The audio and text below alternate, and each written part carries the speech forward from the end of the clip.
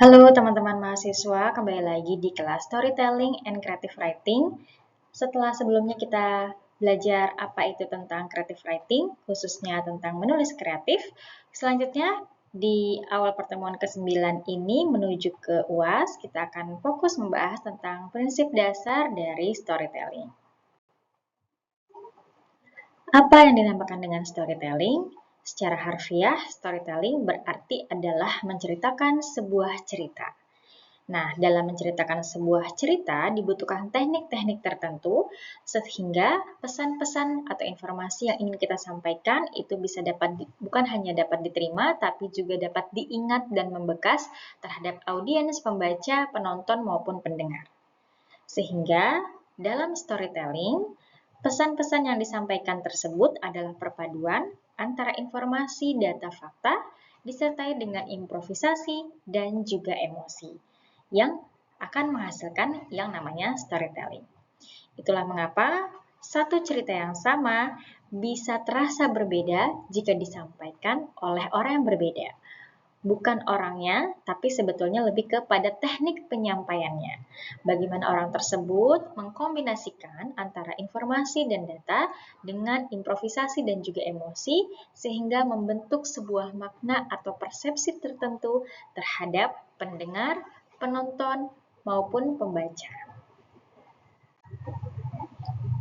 Dalam evolusi komunikasi digital saat ini, peran storytelling tentu sangat dibutuhkan.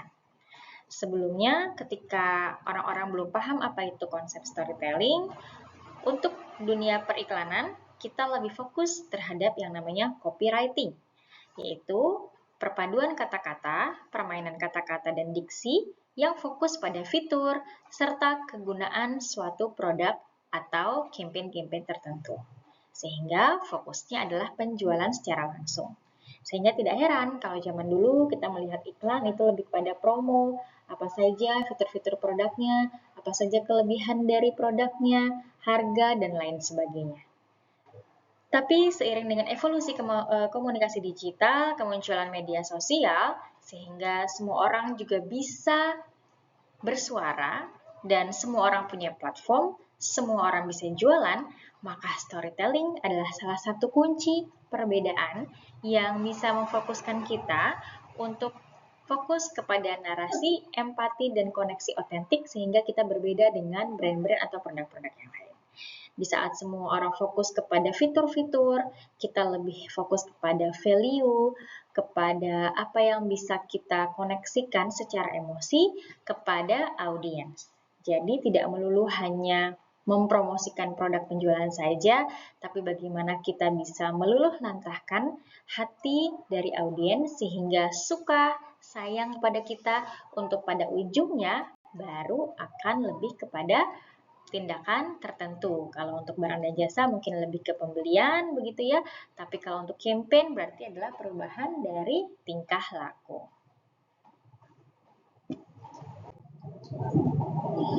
Nih teman-teman ya, jadi ketika dulu belum ada yang namanya istilah storytelling, data-data itu memang memengaruhi.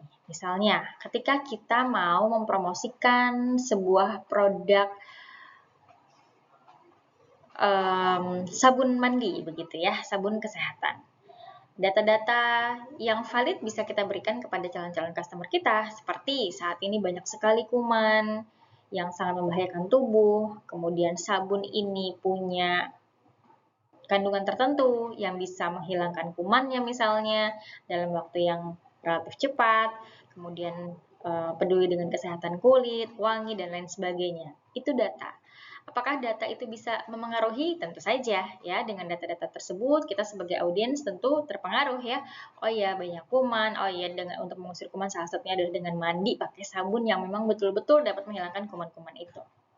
Tapi kalau data-data tadi sampai di level memengaruhi, kalau kita mau sampai di level yang lebih tinggi gitu ya, sehingga bisa menembus hati sanubari, sehingga orang jadi tergerak untuk beraksi salah satunya adalah melakukan pembelian, kita bisa menggunakan konsep bercerita atau dengan storytelling.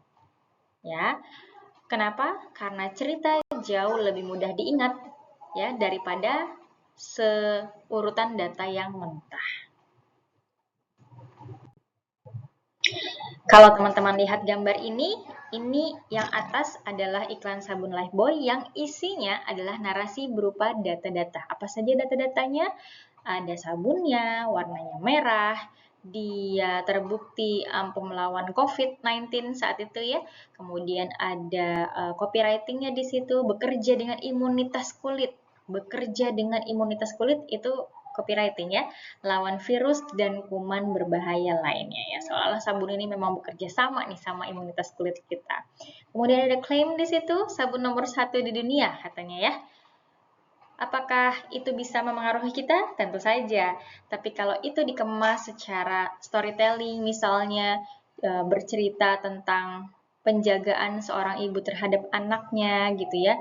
Bagaimana ibu melindungi anak-anaknya dari kuman dengan cara mengingatkan anaknya untuk selalu cuci tangan tanpa harus bilang cuci tangannya pakai Lifebuoy, tentu itu akan lebih masuk ke hati sanubari si audiens. Nah, konsep-konsep itulah yang sekarang banyak dikembangkan untuk mengkampanyekan atau mempromosikan produk-produk tertentu. Tidak melulu produk ya, tapi juga bisa bentuk-bentuk campaign lainnya. Seperti yang dilakukan oleh Dove. Dove itu dalam mempromosikan produknya jarang atau bahkan sepertinya tidak pernah ditemui dia mengklaim produk Dove itu dengan kandungan ABCD. Dove itu bisa berguna untuk ABCD gitu, tapi dia lebih kepada konsep story. Tentang apa? Tentang wanita, tentang kecantikan perempuan. Bahwa yang namanya cantik, setiap perempuan itu pasti cantik dengan versi dirinya masing-masing. Ya, jadi cukup dengan gambar, 3 gambar perempuan ini sudah mewakili teman-teman ya.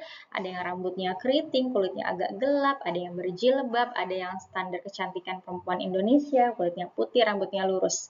Ini kan 3 perempuan yang berbeda ya, tapi mereka cantik dengan versinya masing-masing. Nah, itu yang dikampanyekan sama si Dove ini. Itu konsep story brand yang ditanamkan oleh Dove. Ya, jadi berbeda konsepnya dengan Lifebuoy yang di atas ini. Mudah-mudahan teman-teman dari sini ngerti ya apa yang dimaksud dengan storytelling.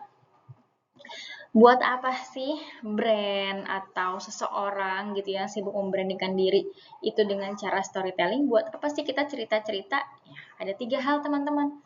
Untuk meyakinkan, untuk membujuk, dan dalam tanda kutip untuk memanipulasi. Memanipulasi artinya bukan membohongnya ya, tapi pelan-pelan, ini tugasnya PR ya, secara halus mengarahkan persepsi dan cara pandang seseorang terhadap suatu realitas.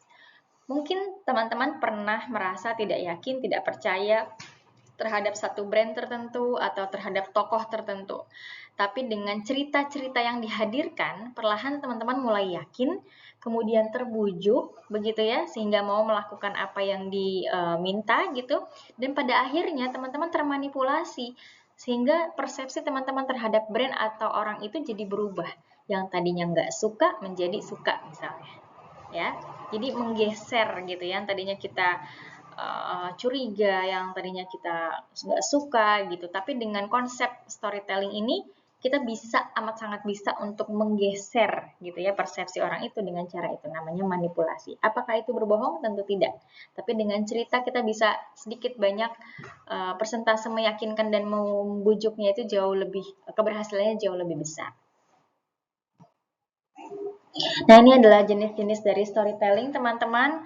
Ada kognitif, afektif, kontekstual, dan juga perilaku. Apa itu storytelling kognitif? Kognitif pengetahuan.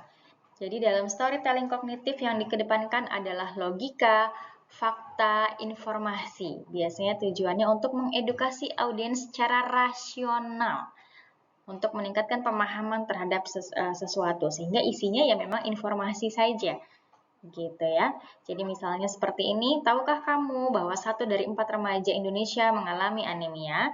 Nah, tapi dikemasnya dalam konsep storytelling. Ini tuh terjadi karena apa? Ya. Dan kalau ini terjadi, akibatnya apa? Nah, ini storytelling kognitif. Ya. Kemudian storytelling afektif, afektif itu lebih kepada rasa, sifat yang membangun unsur emosional. Emosional tuh nggak selalu marah-marah ya, bisa sedih, senang, suka, cemburu, capek, kecewa, dan lain-lain. Ya, sehingga afektif ini dirangsang untuk mengubah rasa afeksi kita. Misalnya, namanya Sinta, setiap pagi dia berjalan 4 km ke sekolah dengan perut kosong. Ibunya pemulung dan mereka makan 2 kali sehari. Ia ingin jadi dokter untuk menyembuhkan ibunya. Youth Youth Movement hadir memberikan harapan baru. Nah, dari sini kan kita tergugah ya. Bayangin ada seorang anak jalan 4 kilo jauhnya seberapa udah kebayang ya. Jalan 4 kilo perutnya kosong. Gimana itu rasanya ya? Udah jauh, lapar. Sementara orang tuanya pemulung, makannya cuma 2 kali sehari. Tapi dia mau jadi dokter. Dan realitanya kita tahu untuk jadi dokter biayanya tidak murah. Dan biaya cita-cita dia jadi dokter itu ya karena memang pengen nyembuhin ibunya yang lagi sakit. Nah, keadaan itu kan bikin kita terenyuh ya sehingga ini yang dinamakan storytelling afektif tadi. Jadi fokusnya untuk emosi, membangkitkan empati, haru, bahagia, dan lain sebagainya. Yang ketiga adalah storytelling kontekstual, sesuai dengan latar belakangnya dari cerita tersebut ya. Jadi bisa ada latar belakang sosial, budaya, tempat, waktu, dan lain sebagainya.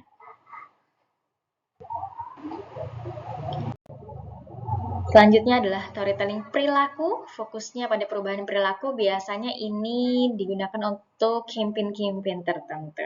Ya, misalnya campaign anti rokok, campaign untuk hidup sehat, berolahraga, campaign untuk tidak menjauhi junk food gitu ya.